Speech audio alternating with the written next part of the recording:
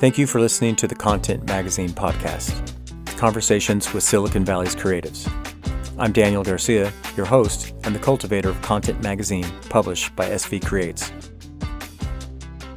All right, Rose and Trizzy Content Magazine podcast interview. Good morning, good afternoon, and good evening, ladies and gentlemen. It is your boy Trizzy E Baby, Troy Ewers, and we are here for the Content Magazine podcast. And I have a guest that isn't just one of the next coming up artists in the game. That's almost cliche to say at this point. The real thing that we could all say about this dude is that he is a workhorse in a game right now where anybody could sit in their room for hours, make music, and put it on the internet. No. This person is doing the groundwork. He is not only making the music, he's going out there doing the shows. He's selling merch. He's doing anything he can to be not only seen, but be seen the right way, and that's for the art, and that's not for the gimmicks. I would like to introduce Mr. S.J. Rowe himself, Rose. What is a good player? My brother, I appreciate you so fucking deeply. You have no idea. Man. It's an honor, bro. Man, it's an honor. My first ever podcast, so this shit's dope as fuck. This is crazy. So I will say my introduction to you was through two people that I trust their music intellect kind of more than a lot of people, and that's Brevin Rowan, profiled on Content Magazine podcast with Forever Records, and Flam Shawty, Dre, my guy. Yes, sir. Yes, sir. All love to those people. All love. All love. The one thing they all said about you is you don't stop. You're a studio grinder. You will be in there and making records. And you just actually released a project, The Five. We'll get to that in a second. But where does the work grind, like you're a studio rap, where does that come from? Where does it come from? Damn. I mean, as far as studio goes, I used to play sports back in middle school. Mm-hmm. And, leading up to high school. And then when I got into high school, my life trended towards me recording myself more and, like, experiencing more shit in music rather than, like, me hitting the court on my free time. Yeah. So I guess, a couple years into high school, I went over both. I tried doing sports and, like, I was kind of trash. Obviously, I was garbage as fuck. So I was getting into music. And then I got pretty good at junior year. Yeah. So that was the year I decided to go fully music. I quit doing sports full time. It's just how my life went. It started junior year. I started fucking recording myself on my phone, just trying shit over and over and over again. Yeah. And then going into senior year, I got really good. And then when I graduated high school, I've been probably 2-3 years out of high school now, and it just became a normal thing in my routine. It's not, to be honest, like the grind part for me is more like doing the shows, the content. Yeah. The meeting people and shit like that. But doing the music part itself don't really feel like the grind. It just feels natural. I've been doing this shit every day since then. Feels natural. Going back to when I was first starting, I would record myself on my phone every day. And then as I got a little older, I say 18, I started going into clubs to perform. I started hitting actual studios up. I started putting myself out there more, started putting videos out. So where does it come from? It comes from, just an everyday routine that became a normal thing. Yeah. And, I got music in my background. My dad's family, going back even to my grandparents and my other family in Sicily, they're all drummers over there. Okay. So my dad's first generation over here in San Jose. He's born and raised here. And, he's self-taught damn near every instrument. Wow. So my dad was in a Sicilian band growing up and stuff like that. So, he'd always be practicing and I'd always be there with him. He'd always take me when I was like 4 or 5. That's cool. He'd be playing drums all the time. He plays keys all the time. So music has always been in my life. Obviously, Dre. Yeah. You feel me? He does music as well. Yeah. So I just had a bunch of influences growing up. But then once I made the flip mentally in high school, my junior year, that I was going to do music full time. That's just what I've been doing, So you said that you started doing shows almost immediately because you knew that was part of the grind. The first show I saw of you, I don't even think you were old enough to get in.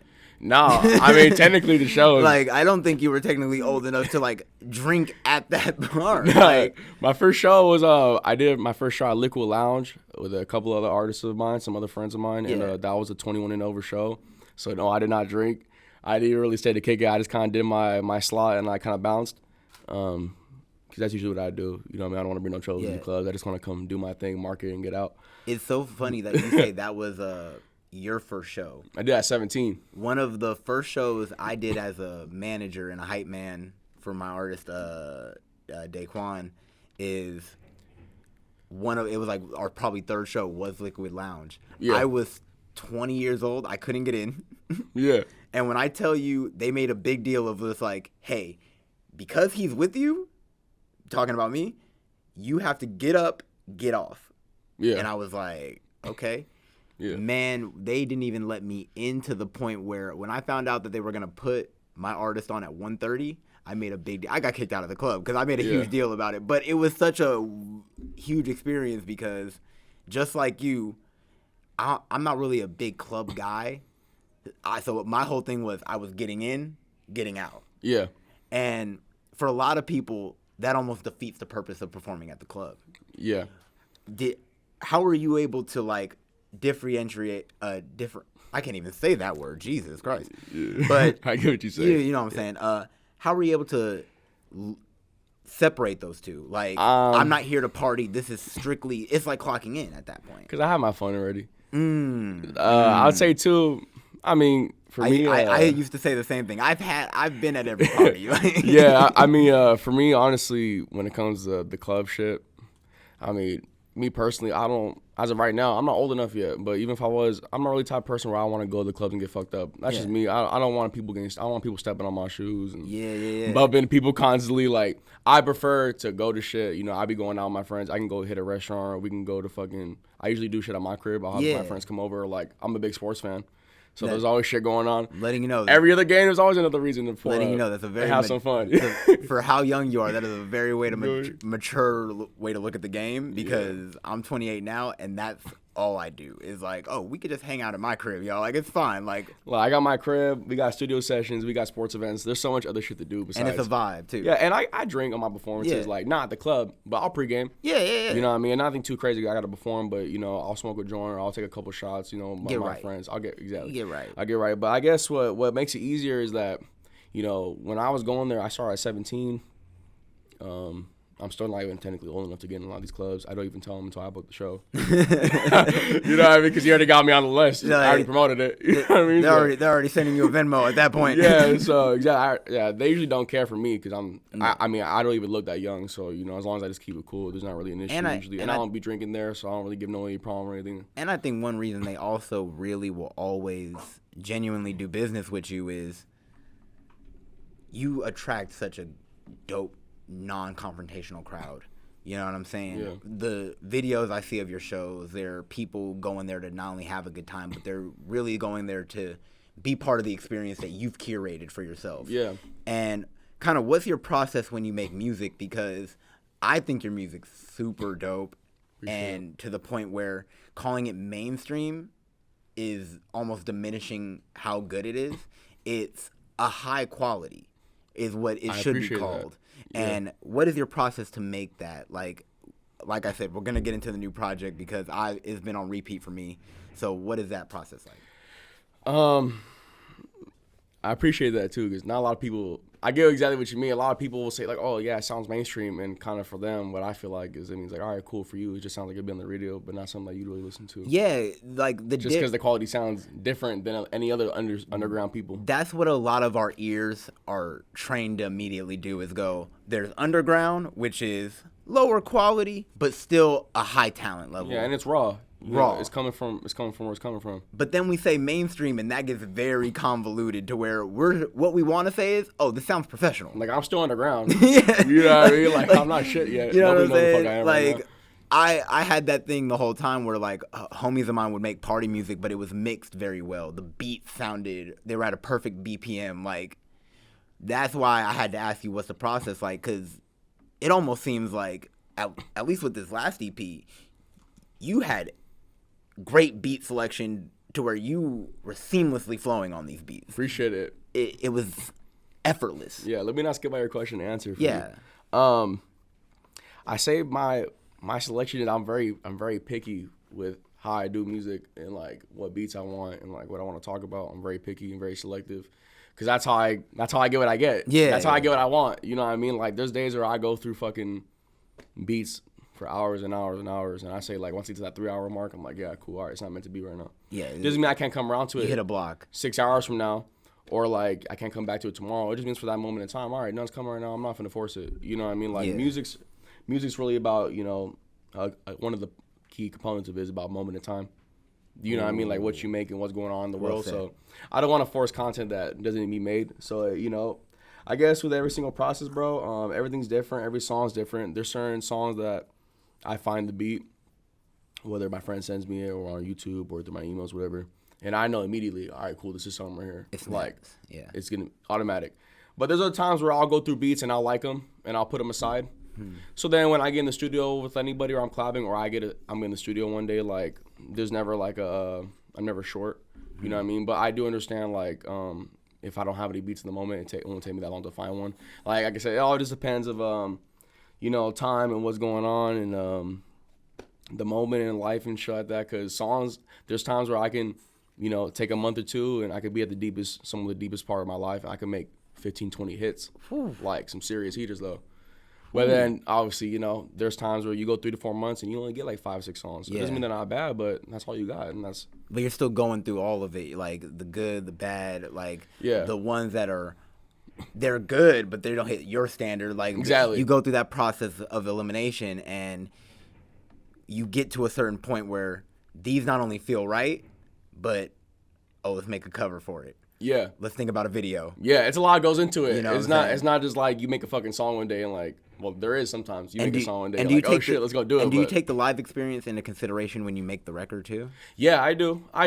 There's certain songs where we're making shit and we're like, yeah, this is like a fucking like a mosh pit song for sure. Because like, definitely, especially at your shows, they almost feel like the music feels perfect for live venues. Like, yeah, appreciate it. You hear it and just the way some people, they almost know that if I just blast you with sound, you can't tell if this is good or not. You know what I'm saying? Yeah. You do a certain thing, and that's why I like to call it high quality, where I'm gonna take you on a journey through this show, similar to a project.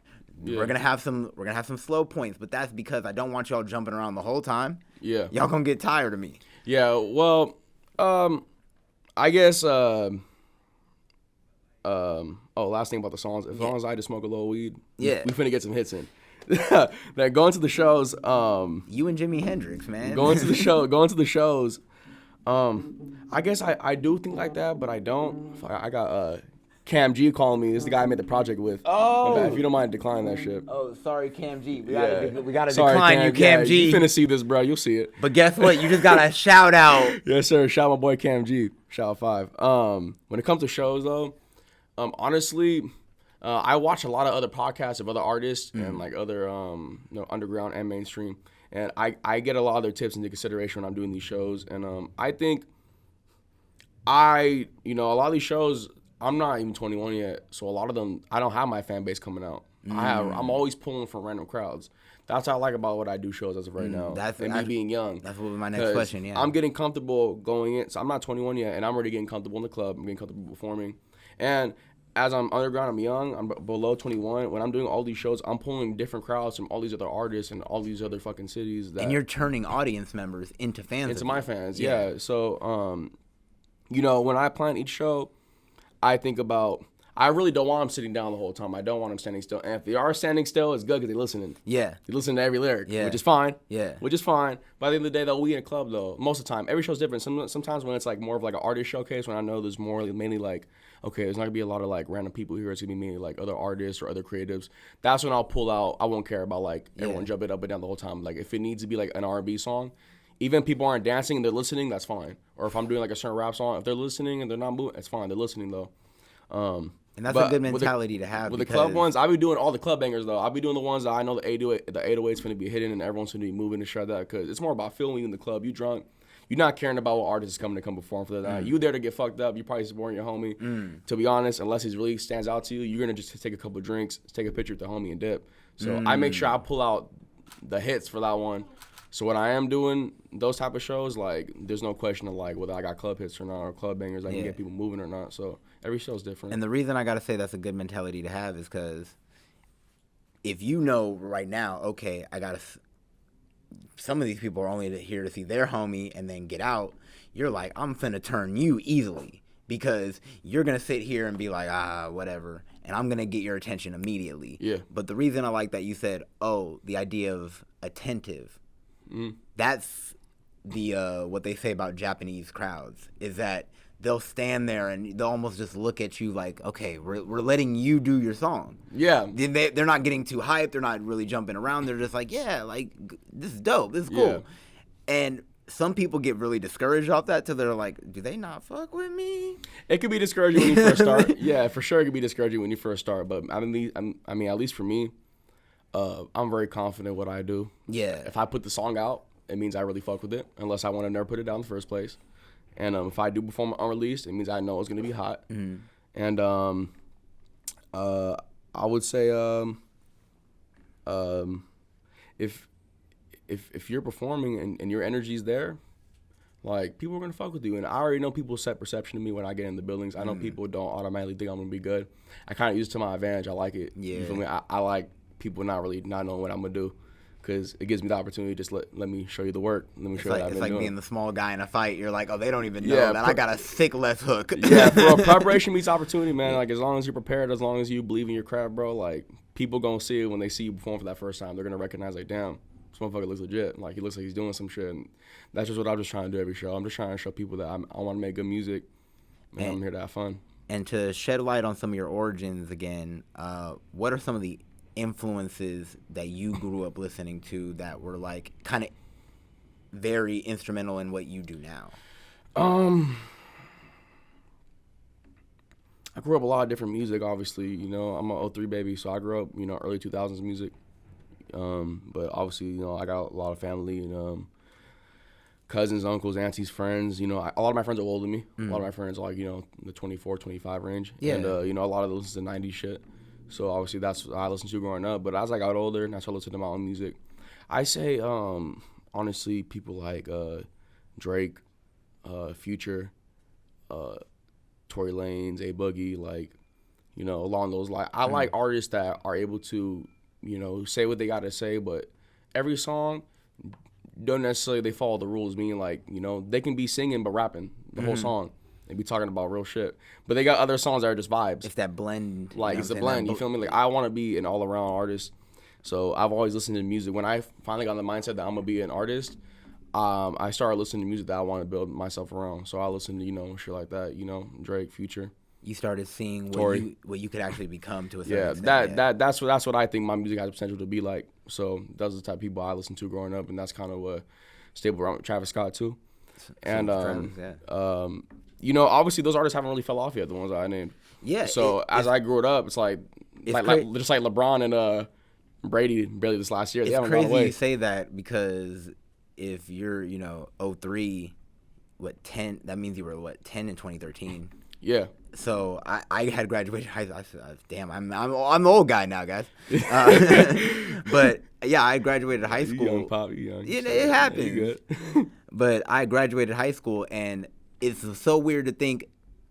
I almost thought a lot of those people you named were at their peak. You know what I'm saying? Yeah. The Future, the Drakes, the Wiz. Shoot, I'm wearing a Mac Miller shirt right now. Like, yeah, no, they got some Mac. You think these people were at their peak then because they've already been through some changes. They've been there maybe since they were 18 or 20. Yeah. We're now in 2023, so it's a whole 10 years after that, and it's like Drake. People are still anticipating the Drake album that's coming out. We got Future still as one of the most influential artists in hip-hop. Like, damn near everybody you named is in some form or fashion still at a high level. And that's almost a longevity that we never seen in hip-hop. Yeah. And do you kind of take that into consideration now? Because the people you named, like you said, still around. So do you think about that in kind of like when you have your moments where you're not really making music or you're not really doing work, but you're kind of just, you know, just taking a moment to yourself. Yeah. Do you think about, like, the longevity of this shit? I do. I mean, for me, personally, I want to make Rose, I'm not here just for, you know, to have my moment and go. Yeah. I'm okay with having my moment and going, but when I fade away, I still want to be involved. Yeah. Meaning, like, my goal in life is I just want to make good music. Yeah. I have small goals as far as, like, how many plays I want to hit, or, like, you know, I would let it come out of my city or take over. You know, I'm Sicilian. My dad's, my 50% of me is my pop side. They're Sicilian. My grandparents are from there. You know, I would love to be, you know, one of the fucking highest Sicilian American artists on some, like, Bad Bunny shit. Yeah, or, like, even on some Drake Canada shit. Yeah. You know what I mean? I would love to do that. You know, I would love to be big, coming out the West Coast, out of Cali. Yeah. So I have small goals like that, but to be honest, I'm not really caught up with, like, trying to be, like, the most dominant one in the game for the next 10, 15 years. I just want to make good music. Yeah. I want, like, whenever I set the shit up and I hang the cleats up 30 years from now, when they go through everything I've been a part of, whether it's producing, being in the room, writing, putting the vocals down, my music. Yeah. I just want to make good music. That's really all I really care about. So you're one of those, you know, basketball players who's like, man, I played 20 years in this. Didn't matter how many chips I won, but the fact that I was able to be one of the top competitors 20 years, I'll take it. Exactly. Because I love that mentality, because a lot of musicians, they go in here and they say, I want to be the best guy. Well, you got to move like the best guy. You have to move like the guy who's making $50 million on this shit. Like, being Drake mentally is probably worse, because you have to really you have to cater to 1 million audiences. yeah. Whereas what you're saying is, oh no, I could make the high quality of a Drake, but as far as what my goal is staying in this long term. Yeah, because I feel like people can get caught up in the sauce and they can get So I got a baby. I think Salute to you. I know, salute to Blue. He lucky he's a baby, or he wouldn't have came today. But honestly, people get lost in the sauce, and I'm not trying to get caught up with, like, fame and shit like that. I really don't care about fame. You know, my goal is to make good music and take care of my family and my peers and have fun. Yeah. I want to live life having fun, bro, and not fucking care about how much shit costs. Yeah. Or care about the bill the first of the month. Like, you know what I mean? Like, I got family and friends that took care of me when I was really down bad, that I'm trying to take care of, and I'm trying to make great music and take my friends around the world and share that, and have a good life after that. I don't really care too much about fame and shit like that. So I don't want to get caught up in being the best or being on this or being on someone's top 5. I just want to make good music. So as long as you got a couple of my songs in your playlist, bro, yeah, that'll work. Because at the end of the day, all that is just decoration to with the real foundation that you're building. You know what I'm saying? A real good house could have all the nice dressers and shit in it, but at the end of the day, can that house stand? Yeah. If it's made out of twigs, it ain't standing in a rainstorm. Yeah, for sure. So I love the way you're thinking about it. It's make this foundational at the end of the day. Yes, sir, of course. Appreciate it. Yeah, I've been working on this shit since I was 16, 17, like I said. So I kept in mind all these things, like the foundation and shit, that leading up to I'm going to be 20 in a couple months from now. September. Next month I'll be 20. And let's say I just want to be ready by the time I'm 21. Well, let's get into your last offering of music. I heard it. I'm a fan. And that's why you are on this platform, because at the end of the day, I have to be a fan of who I'm interviewing. And when I listen to The 5, right? Okay. You, first of all, random. It felt like you were talking about it on your Instagram a lot, and then said, "But here it is." Like what? It's funny how you caught with that. You know what I'm saying? Yeah. Like, you had mentioned it for a good, like, I want to say 3-4 months over a course of time on Instagram. What was like the build up to it? Because I think that was almost as important as the project itself was your lead up. Yeah. Wasn't 3 to 4 months though. It's all good. It felt like that. It felt like that. I feel what you're saying, but it was probably so here's how 5 happened.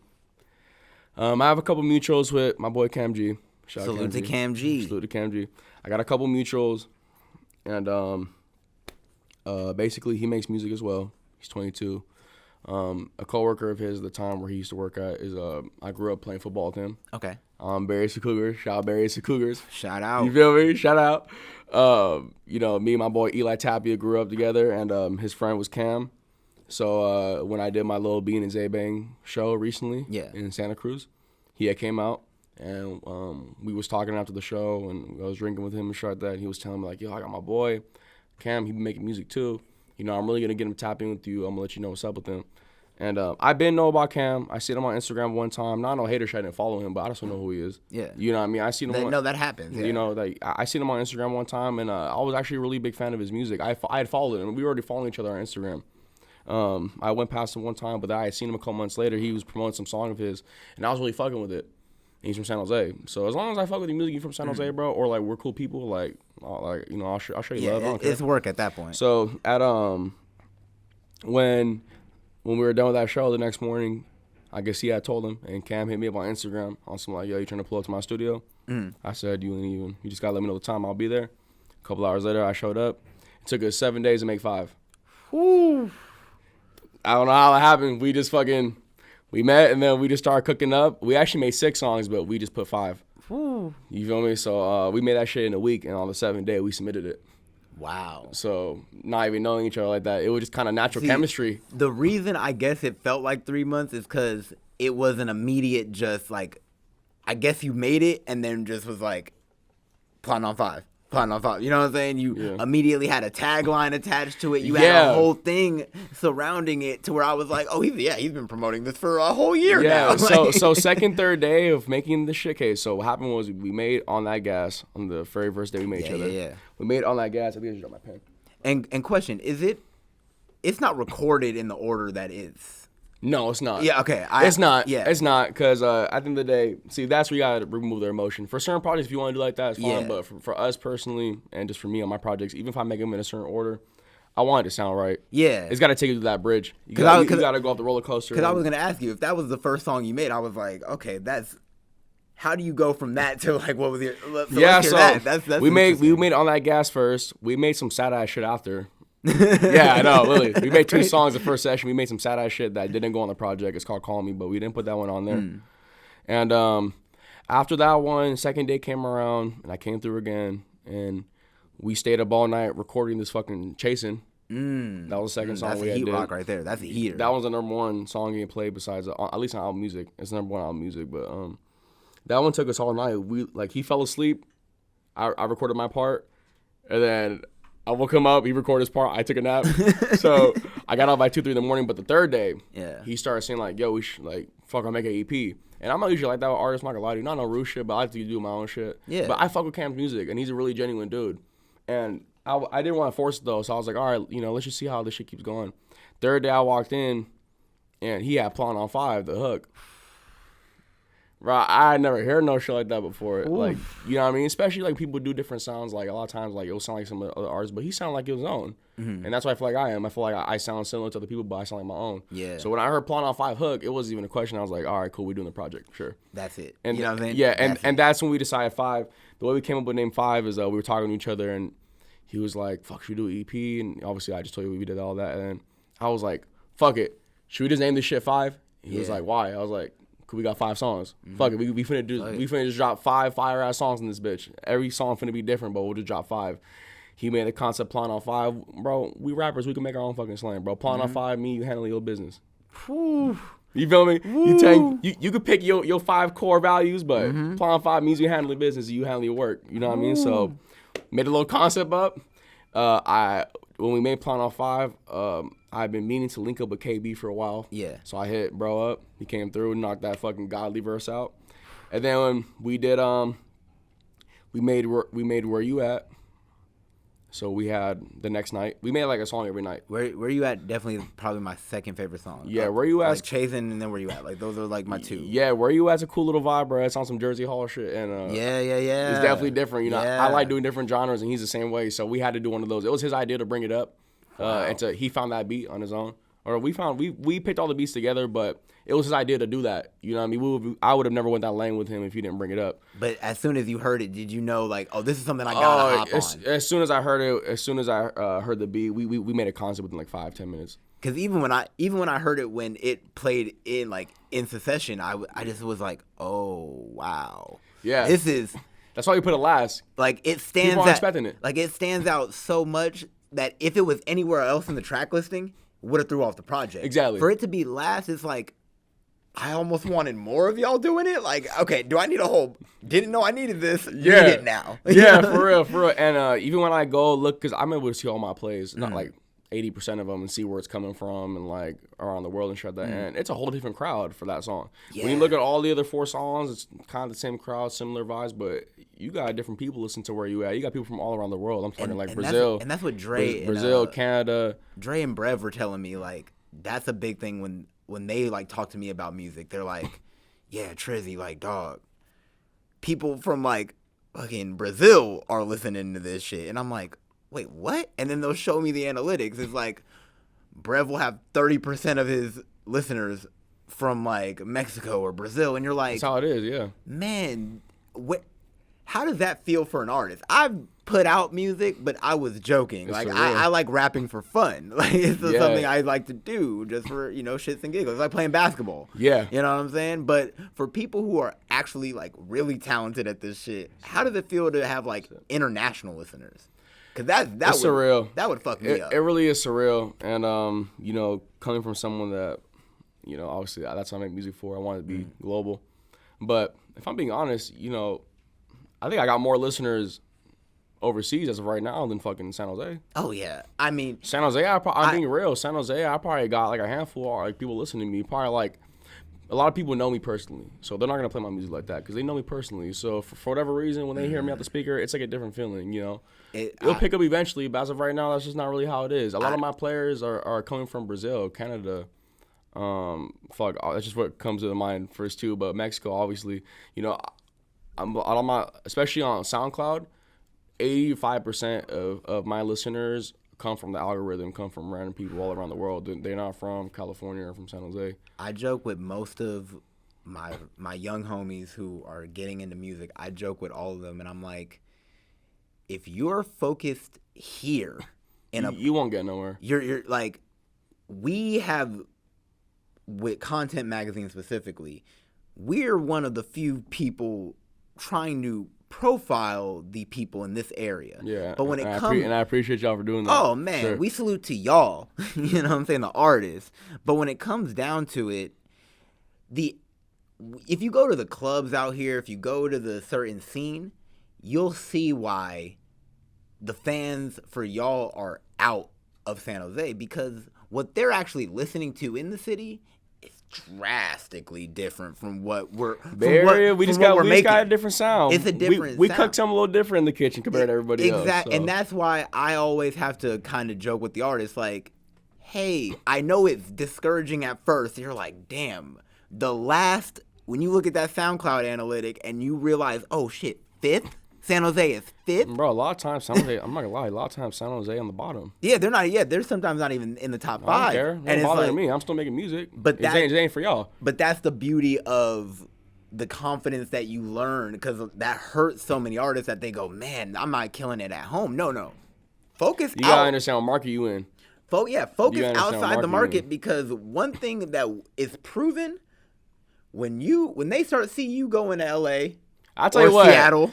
LA love Bay Area people. Y'all love us, bro. Yeah. I know. And we love y'all too. When they start seeing you go out and you post that on Instagram that, I just did a show in Arizona. Yeah. That's the very next week. I bet you get a call from Aura. I bet you get a call from any of these places, because at the end of the day, we all in San Jose, everyone see what's going on. We're aware.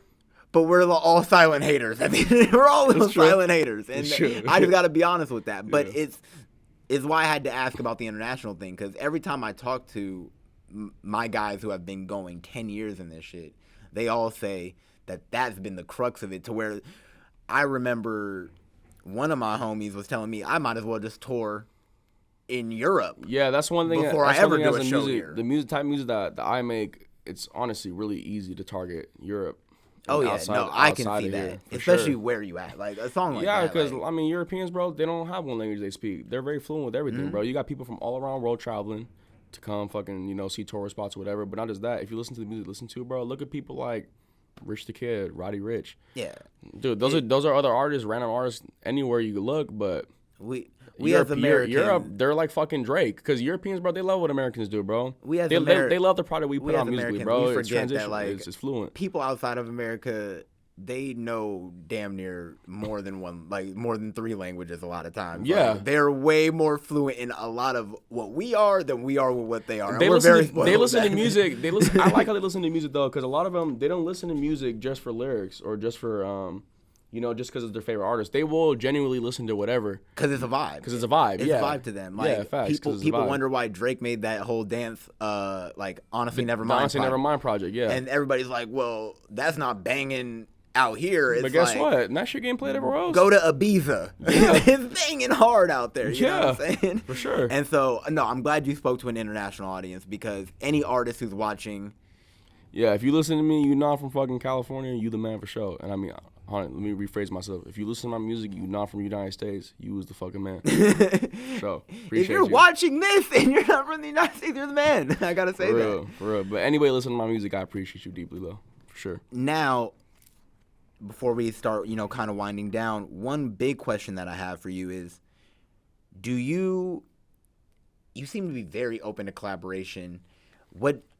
How is that for you? Like sitting, like you even had to say with the Cam G thing, you're not really into like the back and forth element, but you were open to it this time. Like, where does that sense of collaboration come from? Because you are good at it, I will say. Thank you. I appreciate it. Collabing's a part of music. Yeah. Collabing's a part of music, whether it's direct or indirect. A lot of people sample shit. You know, sampling is a big word. Sampling is a big thing in music. You know, especially a lot now. of music over time gets resampled. That's how sounds are.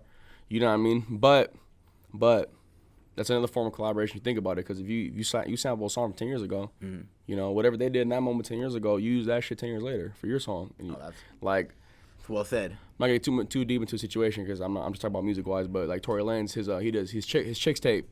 The Chicks tapes are amazing. The Chicks tapes, those are fire. Those are godly. Like, because for anybody who doesn't know, again, I get the name has some cloudiness around it right now, but we're talking strictly about a project. If you listen to that project, you'll understand that that's how you sample. Yeah, Torey Lanez's Chicks Tapes project, just for people who don't know, just a little, info. What he essentially does is he'll pick an era, or I'm not sure if he picks an era, but he'll pick a collective of samples. Definitely the last one was that early 2000s era. For real, sure. yeah. That's why I really fuck with it the most too. Yeah.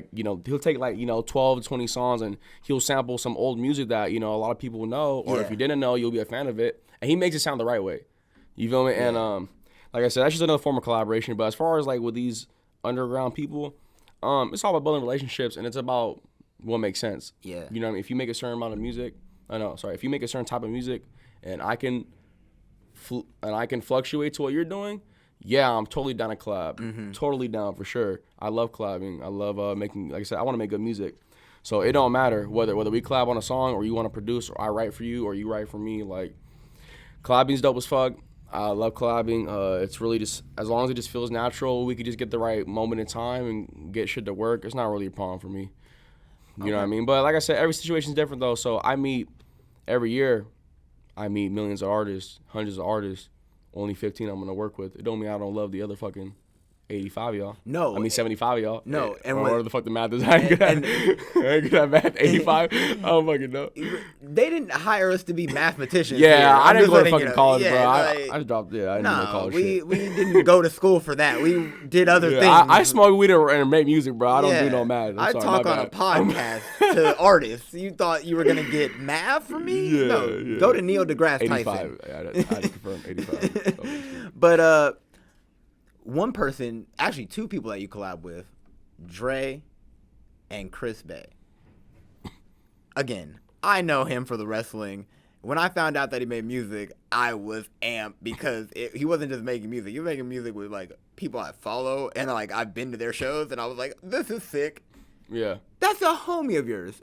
Just for my nerd brain, how'd you become homies with him?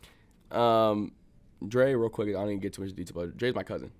What? So when me and Dre made music, Dre, you didn't mention that ever. Dre, my cousin, we grew up in the same household of 11 together. So me and Dre are mud babies. By the way, it makes so much sense. Even the way y'all talk, like, it makes so much sense. Okay. As far as CB, obviously, my cousin Dre is sorry guys, I know my dog fucking the whole time, but Blue's here. Yeah, he and chilling. Guess what? He a little nervous. First of all, he's here because he's executive producer of 5. Y'all don't know he that. Is. He did. Okay. He was executive producing the whole him shit. and the Feather Bottoms. Yeah, trust. Okay, but CB, Obviously with Dre, me coming up, he's 8 years older than me. Yeah. Which when we're young, that's a big difference. But Yeah. like I said, we grew up house of 11.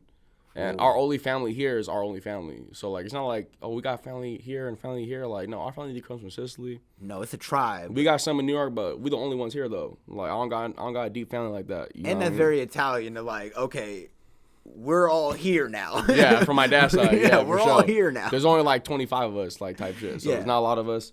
But with Dre, for CB, because of Dre, all of Dre's friends, you know, Dre brought me in when I was young. You know what I mean? Like I said, I started getting good at like 16, 17. And I knew CB since I was a kid, since I was 14, 13. Yeah. But obviously when I got older and I was able to make my own relationship with him as a friend, not just as Dre's little cousin. Because a lot of these kids, a lot of these people know me as Dre's little cousin. I'm just a kid when I was coming up. But when I became 17, 18, I feel like with just my attitude and just who I was, I grew a lot. So I was able to make my own relationship with CB. And CB is the coolest fuck, bro. CB calls me, I say, once every 2 months to check in with me, see how I'm doing. And that's kind of why our relationship has stuck through, because he's someone that no matter what he's at in his life, his stance, his cloud, whatever the fuck he's doing in his life, he's always humble enough to check in with me, see how I'm doing. And on a genuine level, see like how I am as a person and shit like that. And I'm like that with him too. I'm always calling him randomly, seeing how he's doing. If he has a show out here, I come through. No, he seems like just the most down to earth dude. Yeah, like, and he's not gonna bullshit with you too. Like if you're a genuine friend and you're fucking up, he gonna let you know you fucking up. No, You I know what remember. Here's how real he is, just so people know he's not bullshitting when he Yeah, says shout that. out CB. Shout out CB. I DM'd him just because I was like, dude, like, I'm a fan. I know Dre. Like, just wanted to say what up. And, like, I'm supporting, you know what I mean? And he was just like, oh, thanks, man. And I was like, dog, like, you have potential to be, like, a big star. And he was like, that's cool, bruh, but I love this shit too much to even worry about that. Like, I do this wrestling thing because I love it. I grew up loving it, and I take it seriously.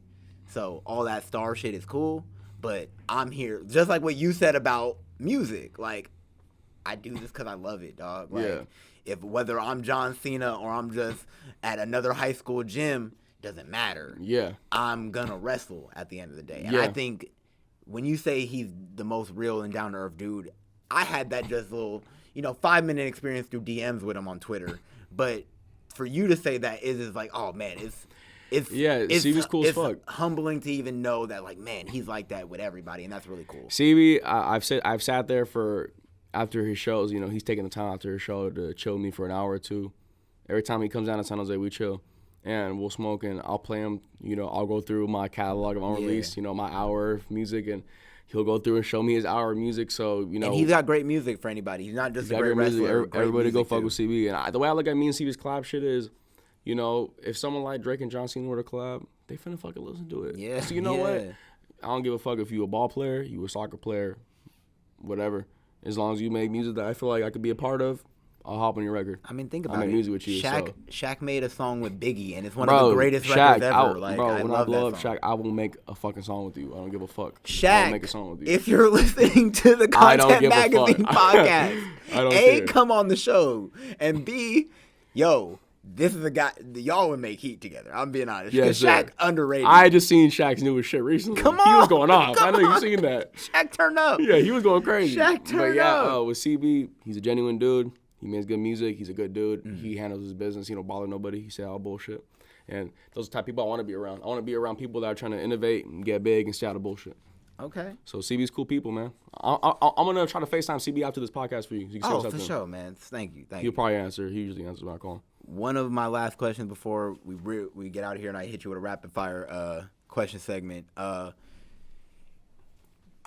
Do you have an idea for your next project? Because I know you have some shows coming, and by the way, he always got shows coming. Appreciate it. The reason this podcast can happen is because every weekend he's just performing. He's on a stage. Yes, sir. For the whole August, I was booked out. I had Oakland, Santa Cruz, and then I did San Jose. The whole August, you would have thought he was an independent wrestler. The way he books himself. I know. Somebody asked you one time, like, "Hey, how do you book your shows?" And I was like, "Well, I just ask myself if I want to do it or not." Am I free Saturday? I think. Fuck it, can I get it? Fuck it, my barber open? Okay, cool. All right, Let me go ahead and fucking. Can I get a shit, fit right bro. now? All right, bet. That's literally all it's about. Yeah, those 3 shows are my first shows of the year. But as far as my next project, Or are you gonna let this one simmer? I'll put this on the table. Okay. Look, I'll put this on the table right now. Make this shit official. With my career, I want to have these Bayborn trilogy mixtapes. Ooh. Bayborn is like, that's what I am. I'm gonna eventually make that my label. I already have a copyright and shit like that. I am Bayborn. Ooh. You feel me? So I like that name. What I want my mixtapes to be, because my label's gonna be named Bayborn, but Damn, I should have thought of that. the self-named labels basically gonna be. There's not really a motive on like what I want it to be about the projects. I don't want to. That's why I call them mixtapes. I just want them to be a compilation of fire ass music that's made out of me, because whatever I make is Bayborn, because I'm Bay Sound. Even if my shit sounds like other music, I'm from here, so I am always gonna be Bay Sound. It's almost like you're commissioning a series of paintings for yourself. Yes, basically, whenever Bayborn comes out, a fashion line. I want to set the wave of what the sound is, basically. So I want to have a compilation of everything people listen to in the Bay. It doesn't mean I can hit every single one, because some songs don't make sense for me. My sound. But it whatever. is it's almost like a fashion collection. Like for this season, I'm giving y'all this. Yeah, this so is the I Bayborn season. I want to do one while I'm underground. I want to do one when I'm kind of like starting to build some clout, whatever. Like I'm kind of in the door. I'm showing up in front of all these other celebrities, and then I want to do one when I'm mainstream. So I have a plan for that. But as far as that's just a mixtapes go. As far as like sentimental, deep meaning to me projects, I'm working on something called Last Week. Okay. We gonna see how that plays out. That one's in the atmosphere. That one's right here. That one's up there somewhere. That might come out. That might happen, early next year, maybe even this year. To be honest, that one's about a recent. While I was making 5, I had a crazy ass week. Oof. So Ooh. I'm naming that project Last Week, and each song finna represent a different day in the week. Not gonna be named Sunday, Monday, Tuesday. Nah, nothing like that. But it's gonna represent a different feeling day. of the Yeah. Okay. So that's a plug, man. We'll anticipate that whenever. Got something like that. But besides that, I'm just trying to put singles out Yeah. at the moment. Leading up to it, if I'm gonna do these projects, it's not gonna be no crazy long ass album, because I'm not at that point where I can give y'all 14 fucking songs every 6 months, like an album style. And that's it. And let's be honest, They're not gonna digest it the same way that I would want them to. So if I keep putting these singles out, or I like to do 2 pieces. I'll drop like a main single and then put another one behind it, like maybe some of my older stuff that I've been wanting to get out. And I'm gonna be honest, I'm really not listening. I don't care if you are Diddy. I'm not listening to a 23. 16, 23. You know what I'm saying? It's at this point, because of how much music People's exists in the People's atmosphere. attention spans are going down. Everyone's putting a bunch of music out. It just doesn't make the sense. It doesn't make it's not the right move market wise for me to fucking put out a 14, 15 song project. And it's so weird. Like y'all ain't even finna listen to the whole I'll listen thing. to a 2-hour podcast like on my train ride Yeah, now, me too. instead of just putting on an album, Me which too. is what I used to. That used to be what I did. When I used to work my 9 to 5, or when I'm at home and I'm just trying whatever, I listen to podcasts all the fucking time, and I can sit there for an hour, 30 minutes, 2 hours, even sometimes 3 if it's the right guest and it's the right people talking. Like, conversations are worth $1 million, bro. Sometimes, bro. If it's someone's project now, though, you got to give me like 7 to 10 now. You know what I'm saying? Yeah. So that's why with 5, we didn't want to do too much. It's an EP, 5 songs, 5 different vibes. So it's not. So you don't even need to listen to all 5 of them. Oh, but what's crazy is, I suggest y'all listen to all of them. But the reason listen to all of them, it leaves you wanting more. Like, you have one of the few projects, at least this year, where I was like, I need like 5 more. I really feel like forget about who I am, whether I'm underground or mainstream. Like, just forget about Rose and Cam G. 5 is universal. It is. It really is. Like, it's a very sellable product. I will say, like, you can really drop it anywhere in the world, and you'll get people bobbing their heads to it. That's guaranteed. And if you play I'm very proud that we did that. And if you play the Pepsi challenge, where he can literally say it's someone else, it's Whoopity Scoop from Canada, you guys would be like, oh yeah, I'll listen to it. No, listen to it because it's him, because he not only made a project that's as good or better than a lot of the mainstream acts that people are paying all the money to go to these concerts for. Yes, sir. Because concert tickets are ridiculous. It's ridiculous. It's ridiculous. But he made a project that not only is a quick listen, it's a quality listen. And that's basically what I want to do for all my tapes from here until I get big. That's what I want to do. I want to put little capsules, little EPs, 5, 6 songs, 7 songs max. Keep giving these people real art pieces. You know what I'm saying? Shit that people finna listen to. Keep giving art pieces. A couple things I know we gotta go. I got 03 Greedo. Yes. October 13th. Yes. I'm gonna be opening up for him. Where at? To be Liquid Lounge in San Jose. Okay. Downtown. It's my second show opening up for a big artist like that. My first one was obviously Zay Bang and Lil Bean. And another announcement that I know this is gonna come out a little later. I haven't announced it on my Instagram. Nothing. It's the first time you hearing this. But I'm gonna be opening up also on December 1st in Santa Cruz for Phoenix Flexing. Woo! So that's happening. Drop one of Clue's bombs for him right now. That's basically it. As far as music goes, I got. Well, you're gonna see it. It's not gonna come out next week, but I got Type of Timing video coming out next week. I film videos for On One. So I got Type of Timing coming out next week, and I got No Follow video coming out the week after. Okay. And then my next single will probably come out the same week as this, or if not the week after. But I got a single with Iced Out Flames. Okay, salute to Iced Out. And a video with Upgood ENT, so shout out the boys. Salute all them. They're shout homies Tyler for and all sure. of them. Yeah. Yes, sir. Shout out all of them. And that's basically what I'm doing. So show October 13th, show December 1st. Videos in the next couple of weeks, and a new single probably in October. Oh, man. I mean... Go stream 5, go stream Smoking Packs, Blowing K's, Man, On One. I could talk to Jumpman 23. I could talk to Fire. She Should Be You. My God.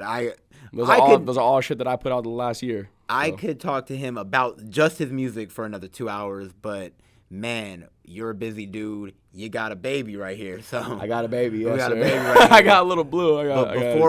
Before we go, I gotta go whoop some people's asses mad right now. Oh, mad in time for the boy. I got some very serious shit I gotta do right now. Please shout out your Instagram, any social media, anything you want to plug right now. You got the camera right there.